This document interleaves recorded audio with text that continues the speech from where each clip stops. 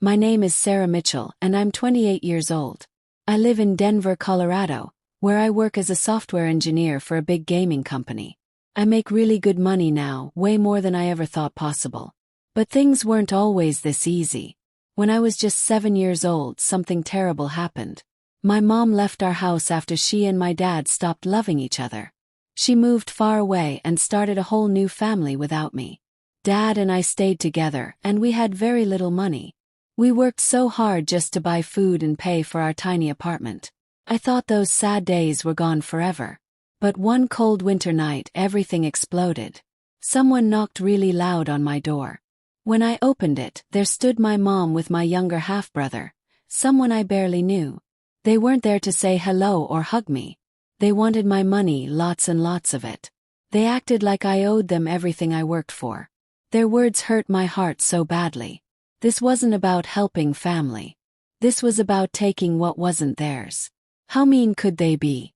What lies were they hiding from me?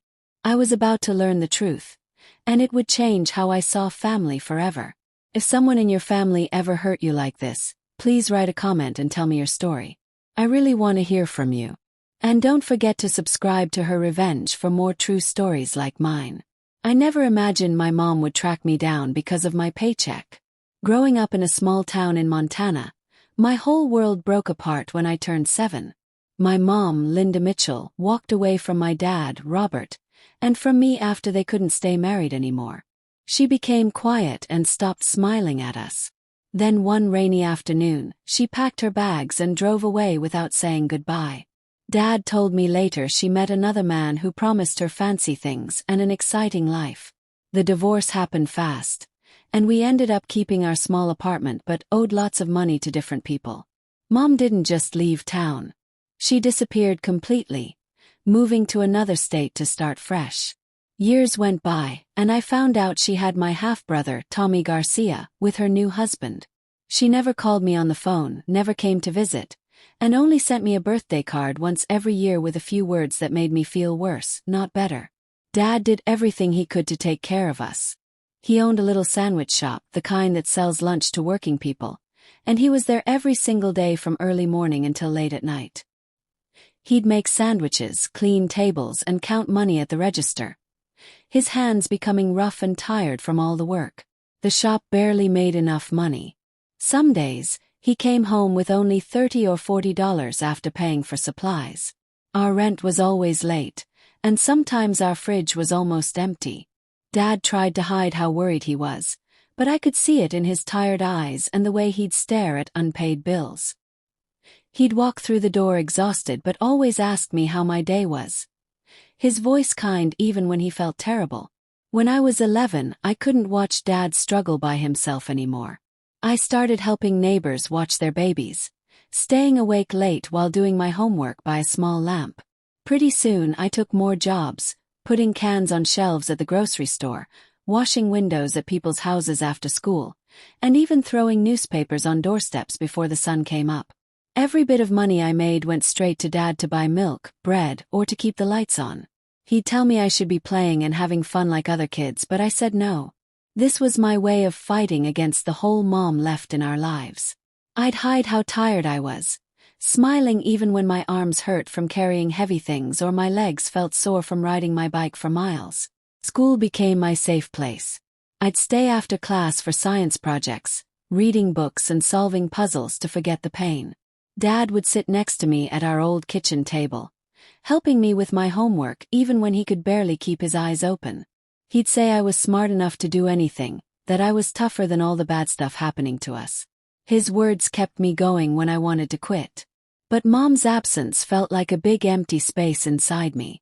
I'd look at her old pictures and wonder why I wasn't good enough for her to stay. Those questions made a deep cut in my heart that I tried to cover up with work and studying. By the time I got to high school, I learned to depend only on myself. I saved every penny I earned, studied harder than anyone, and promised myself I'd never need anyone the way I needed her. Dad was my rock, but I knew he couldn't carry both of us forever. I had to build my own future, and I did, one difficult step at a time. Still, the heavy feelings from those early years stayed with me like shadows. I learned to be strong and independent really young, but my past kept following me. By high school, I knew the only way to escape was through learning. I spent all my time studying, staying up until midnight to understand math problems and get perfect scores on every test. My school counselor noticed how hard I worked and told me about special money for college called scholarships. When I was 17, I won a full scholarship to a state college to study computer programming, something I loved because it was like solving mysteries with numbers. That scholarship was my ticket out, my chance to create a brand new life. But even though school was paid for, I still needed money for everything else like books, a place to sleep and food. There was no safety net, just me and my determination. To survive, I worked 3 different jobs at once. I served food at a restaurant on campus, rushing around with plates while trying to remember computer codes in my head. On Saturdays and Sundays, I answered phones at a doctor's office, writing down messages and organizing papers. Late at night, I cleaned buildings, wiping desks until my shoulders ached. My schedule was crazy, waking up at 4 in the morning and going to bed after midnight, always counting how many hours I needed to work to pay next month's rent. Every dollar went toward things I absolutely needed, with just a tiny bit saved for emergencies. I pushed through being exhausted all the time, driven by a promise I made to myself that my past wouldn't control my future. College was incredibly hard, but it made me stronger. I took extra classes, joined computer clubs, and got a summer job at a new tech company. The work was tough, staring at screens for hours, but it taught me valuable skills. When I graduated, I had my degree, several awards, and a job offer from a video game company in Denver, Colorado. Moving there felt like entering a completely different universe. Denver's energy and its tech world gave me a brand new beginning. I started as a beginner programmer, putting all my effort into every project. Within 4 years, I'd climbed up to become a lead engineer, managing teams and making more money than I ever dreamed possible. With my success, I always remembered Dad. He'd given up everything, running that sandwich shop day and night to keep us fed. Once my paychecks got bigger, I started sending him $400 every month. It wasn't a fortune at first, but it helped him pay back money he owed for the shop and fix the broken air conditioner. Later, I paid for his truck repairs and sent extra money when his oven stopped working. He'd say he didn't want my cash, but I wouldn't listen. This was my way of saying thank you for easing the heavy load he carried alone for so many years. Every time we talked on the phone, his voice would shake with happiness, telling me I was his greatest gift. Those conversations meant more to me than any job promotion. Mom, however, was a totally different situation.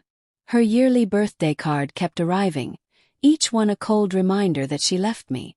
"Happy birthday, hope things are good," she'd write, her words feeling empty and fake.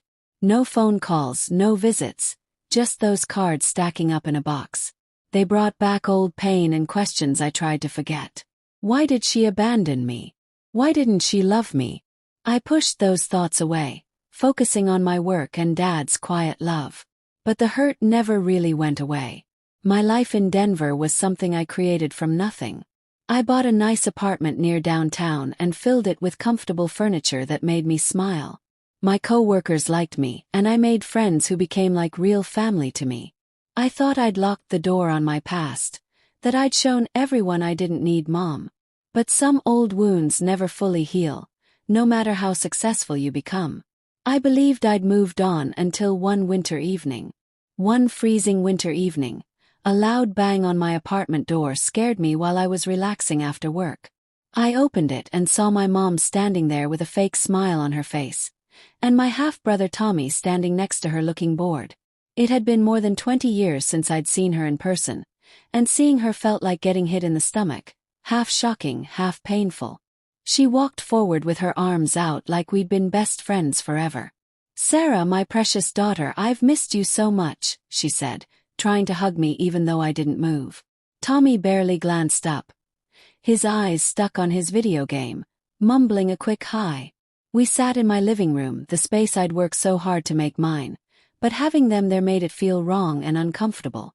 Mom's eyes looked around, staring at my nice couch, my big TV, and the view of Denver's buildings through my windows. She started talking about nothing important, saying how much she missed me and how proud she felt, but her words sounded fake, like she was reading from a script she memorized. Then she stopped pretending and got to the real reason they came. "I heard you're doing really, really well," she said, her voice changing. "Big job, lots of money." She leaned toward me, her smile becoming tight and strange. "Tommy's going to college next year. The cost is $50,000 and we need you to help us. Just a bit of support, maybe $2,500 every month to help us survive." I felt frozen, her words hitting me hard. $50,000. $2,500 every month. Those numbers were huge, but what hurt most was how she acted like I owed her this. Tommy finally looked up from his game, grinning in a mean way. "Nice apartment, but it's kinda small for someone who makes tons of money like you," he said, his voice full of attitude. He stretched out on my couch, putting his dirty shoes on my coffee table like he owned the place. "You should get a bigger one," he added, going back to his game. His rudeness and her fake sweetness made me feel sick to my stomach, angry and confused at the same time. This wasn't a family reunion.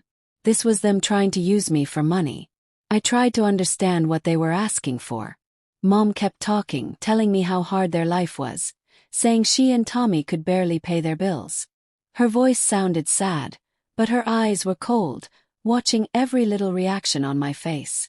She mentioned my job again, dropping hints about my salary like she'd been spying on me. "You have so much now, Sarah," she said. "Family takes care of family, doesn't it?" The word family felt like a slap across my face. Where was she when Dad and I were so poor we couldn't afford new shoes? When I was working at night just to buy groceries? Part of me wanted to believe her, to think this could be a chance to fix our broken relationship. I'd spent years wondering what it would feel like to have her back, to hear her explain why she left me behind. Maybe this was it, a chance to become a family again. But something felt wrong.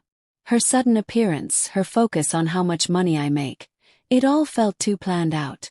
Tommy's bratty behavior made it worse. He interrupted her sad story to complain about his crappy school, saying he deserved a nicer car so other kids would like him at college. His spoiled attitude was just like hers, and it made me want to scream. I kept my voice calm, asking how they even found my address. Mom waved her hand, saying she'd heard things from old friends. Her vague answer made alarm bells ring in my head. I told them I needed time to think about it, that $50,000 wasn't something I could just give away without thinking. Mom's smile disappeared for a second, and Tommy rolled his eyes, saying something under his breath about me being cheap and selfish. They left soon after, Mom promising to call me later. Her hug lasting way too long and feeling uncomfortable. I closed the door behind them, my heart beating fast, feeling torn between anger and a tiny bit of hope that maybe, just maybe, things could be different. I hated myself for even thinking that. The next morning I received a message from my mom on my phone. I agreed to meet Mom and Tommy at a crowded Denver coffee shop, hoping to get some real answers after they came to my apartment. The place was super busy with people talking loud and coffee machines making noise. I saw them sitting at a table in the corner, Mom with her fake smile and Tommy slouched over with his phone. My stomach felt sick as I sat down, their presence dragging me back to a past I'd worked so hard to escape. I wanted real answers, maybe even a real connection, but their eyes told me this was only about money. Mom started talking in a soft voice, her words sounding sweet but fake. "Sarah, I've thought about you every single day," she said, trying to hold my hand. I pulled my hand away, keeping my distance. She launched into a long story about why she'd been gone all these years, her voice shaking just enough to sound real.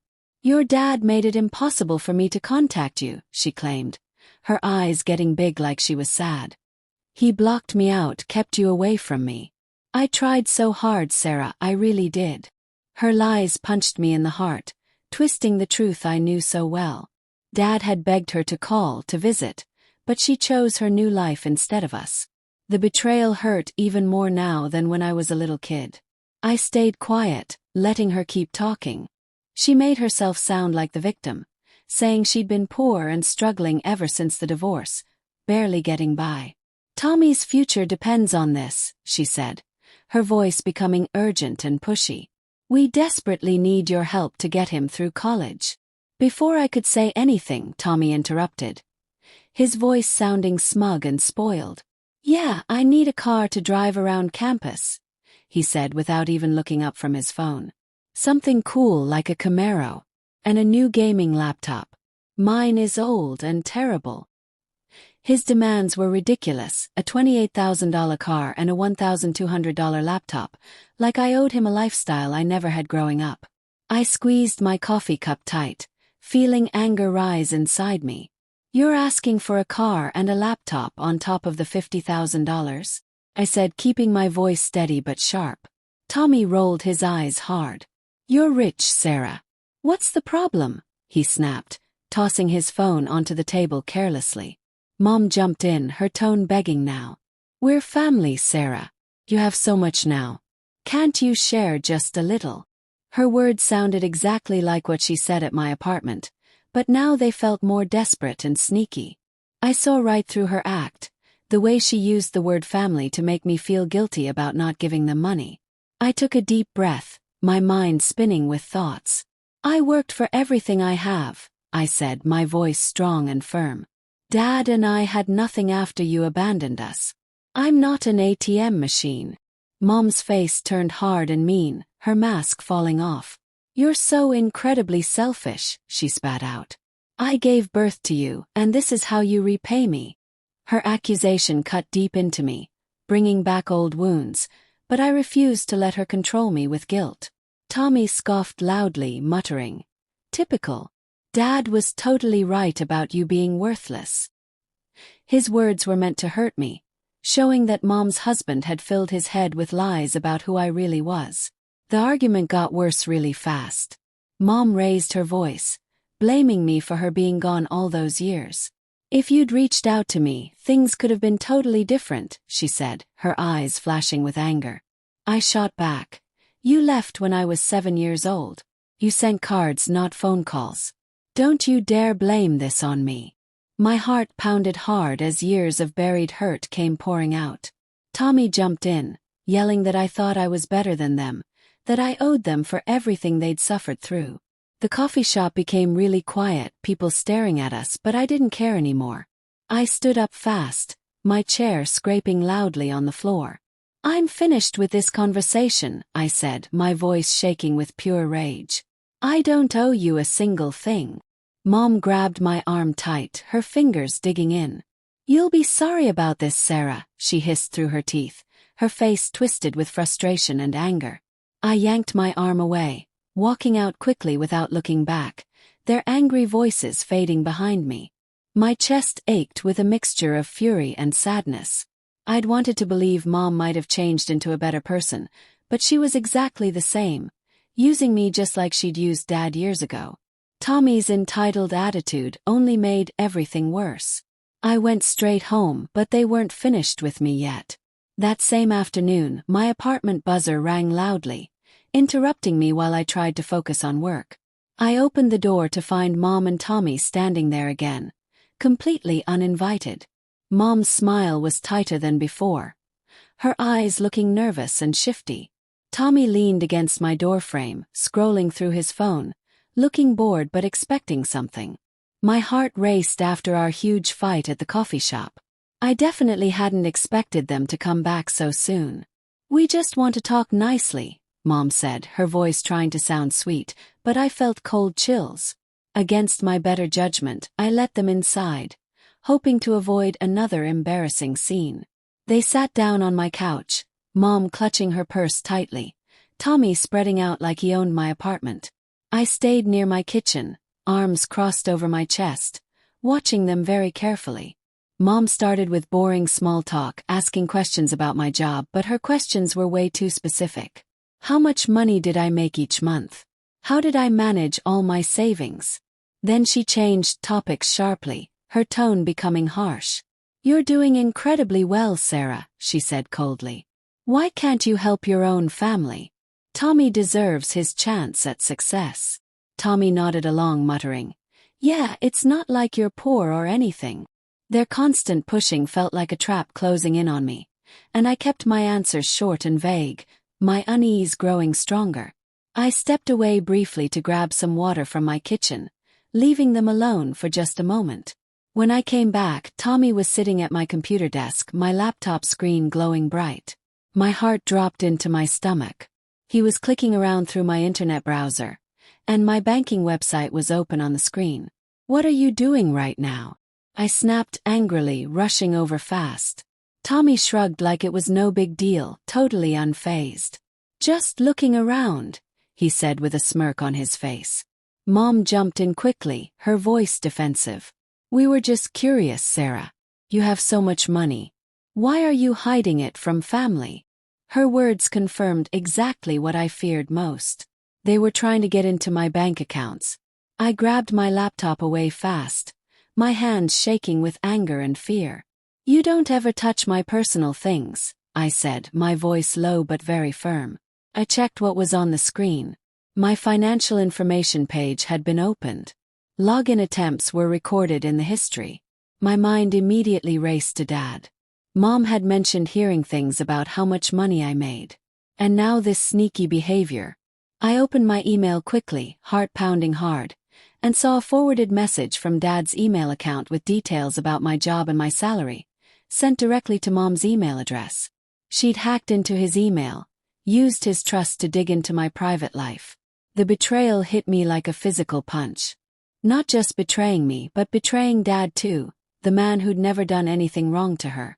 "You hacked into Dad's email," I said firmly, turning to face Mom directly. Her face turned pale white, but she didn't say it wasn't true. Instead, she attacked back viciously. "Your dad's a complete failure, Sarah," she spat out meanly. "Running that pathetic sandwich shop, dragging you down into poverty with him.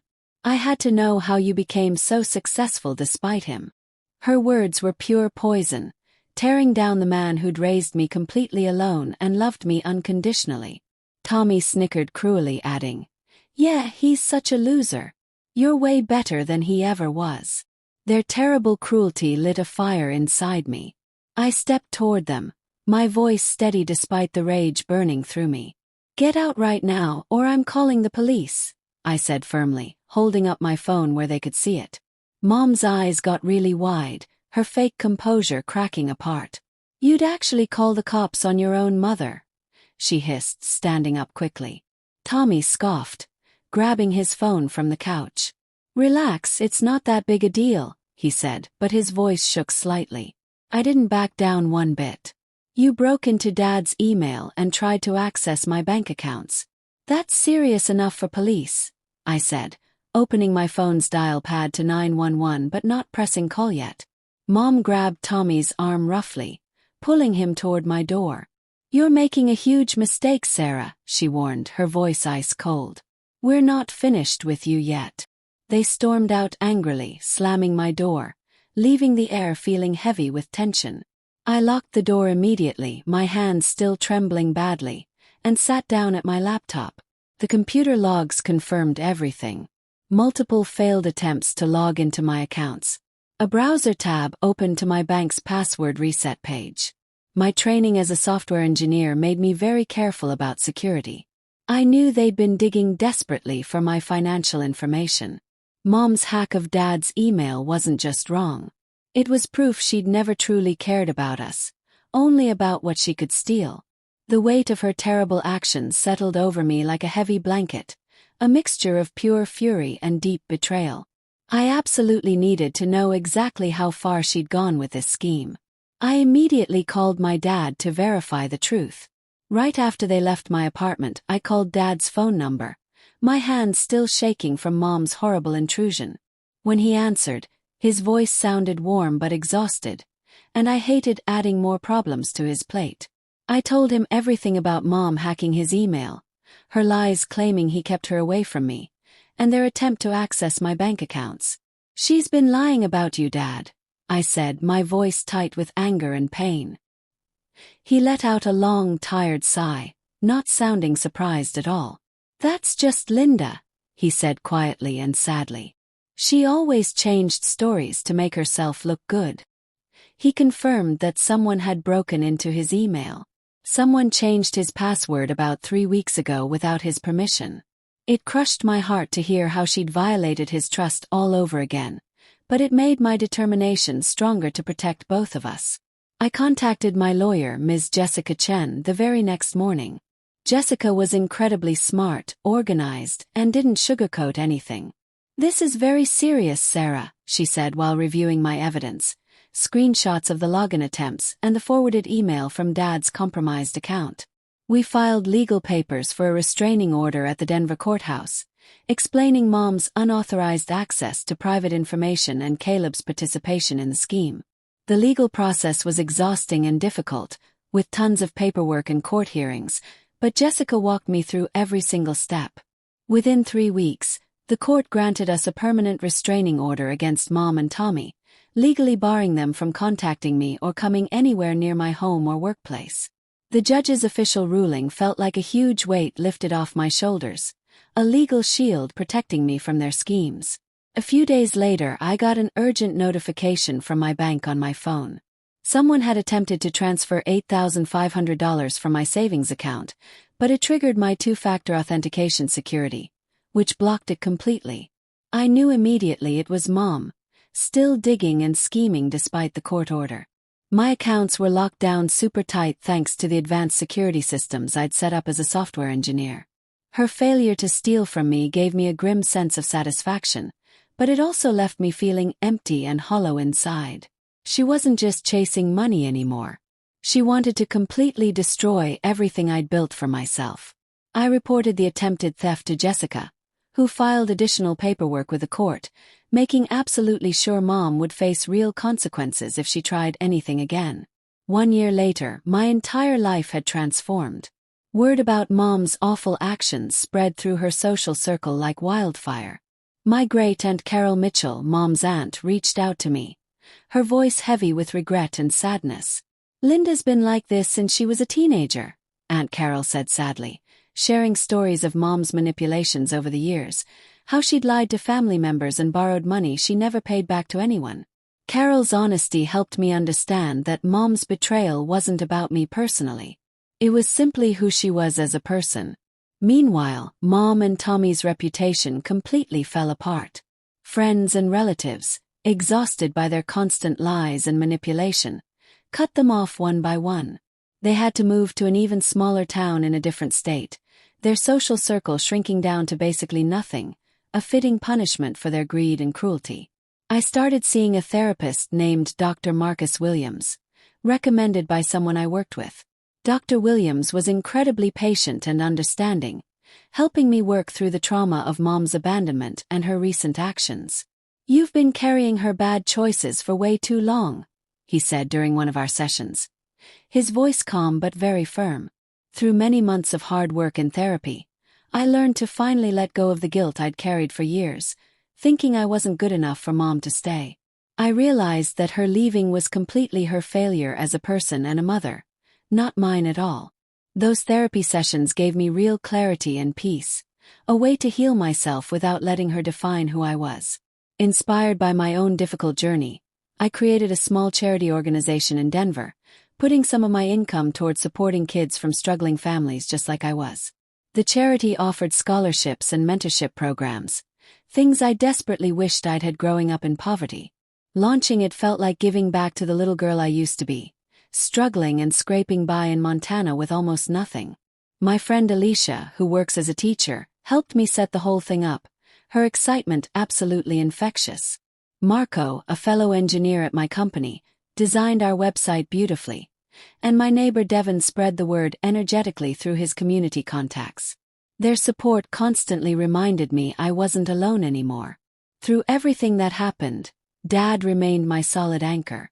I flew him out to visit my apartment often, watching his face light up with pure joy at the life I'd successfully built. My friends Alicia, Marco, and Devin became my chosen family, people who showed up for me without expecting anything in return whatsoever. They celebrated every win with me, listened carefully when I struggled, and reminded me constantly what real love actually looks like. One peaceful evening over dinner with all of them, I realized something incredibly important. I had Dad, and that was more than enough. Family isn't about blood relations. It's about the people who actively choose you, who respect you deeply, who stay by your side through thick and thin. To everyone listening to my story right now, thank you so much for staying with me until the end. I truly hope my experience shows you that family is absolutely what you make it, not what you're simply born into by accident. Choose people who lift you higher, who see your real worth and value. I genuinely love to hear your thoughts and experiences. What does family mean to you personally? Please share your stories in the comments below, and subscribe to Her Revenge channel for more real stories just like mine. Remember, you deserve people who celebrate you, not people who try to use you. Stay strong, believe in yourself, and never let anyone make you feel worthless. Your worth isn't determined by who stayed or who left. It's determined by how you rise above it all and build something beautiful from the ashes. Thank you for being here with me today. This is Her Revenge.